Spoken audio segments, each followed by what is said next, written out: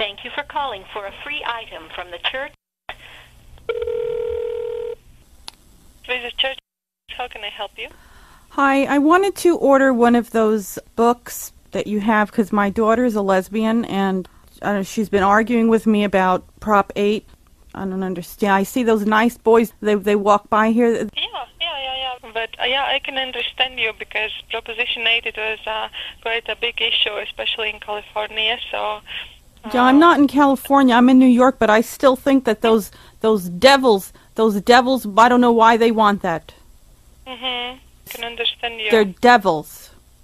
And my daughter's a devil. Maybe one thing that I can offer for you, we can send you, if you want that book to read. It really helped me in my life. I would like that book because I'd like to smack it over her head. Oh. One thing that also we can offer is a visit of missionaries. Is this the church or is it, what is it? It is actually, this is just one of our centers because we have church all over the world. Wasn't it Utah that donated most of the money? Actually, yeah, in Utah there are a lot of people who contributed to that, but actually all over the United States, church members. I was going to have an abortion. And I didn't because it was against Jesus. And look how she turned out. She has a girlfriend. It's really hard. I can understand you because I'm sure that you are a good mother and you try to teach always good values to her, but sometimes happens when children choose their own way. Well, the Bible said not to hold the rod, and I don't think I hit her enough. Maybe I should have hit her more. In the head. Yeah. To shake I that... know if it would help, but... No. I can understand your pain. You don't have a lesbian for a daughter, do you? No, but I can understand what you feel so bad about what things happen with children. Choose wrong. How about those Baptists? They dance around and they sing and they talk in different languages. What's that about? I'm not really sure because in our church we are not doing that. So. What makes them special? What makes them different? Actually, what makes us really different, I think, in my opinion, there are a lot of things, but one thing, we have a living prophet, like Noah and Moses, and they had revelations for those people who lived at those times, but we faced a lot of difficult situations that they never faced, like, for example, drugs or homosexuality, different things that are... Like, I would rather her shoot drugs into her veins. I would rather see her rolling around on the streets like a drug addict, and I would rather her be a prostitute than to have a healthy relationship with a woman. I'd rather her be a prostitute, and I would rather a pimp beat the living daylights out of her and knock all her teeth out. Yeah. I see those two boys, they walk up the block every day, and their shirts are ironed so nice and stiff. Do they use starch? Actually, they also are missionaries, so this is one thing that as we go on our missions, we really learn how to become self-reliant, how to do things for ourselves. It's like not mother doing and ironing shirts. Right. Do you know what my daughter had the nerve to tell me? She said that those people, they have 10 or 12 wives. I said, you demon. Men should be allowed to have as many wives as they want.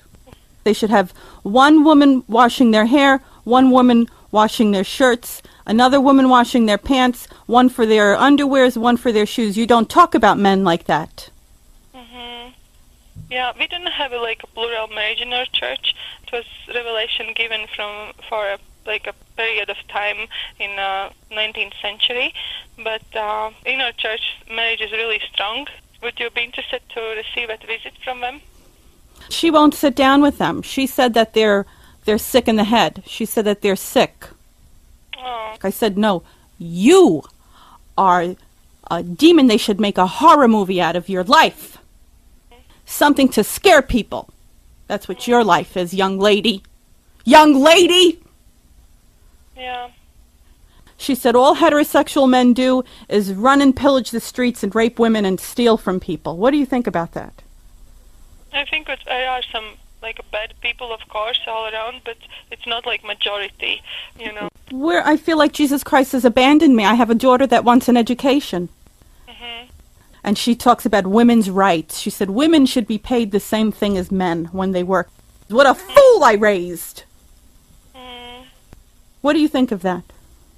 I think that we are equal, but we are different as women and men, and sometimes some works are too difficult for us, like physically or something, so... Well, I think that men should have all of the jobs that make the most money. She wants to be a doctor. She wants to be a doctor. I said, what kind of woman is a doctor? Only a harlot. Only a harlot would want to be a doctor as a female. I told her she was a harlot. She didn't come from me. I don't know where she came from. Maybe it was an incubus. Yeah. It is really hard in this situation. Well, I would like that book still. Yeah. What is your first name, please?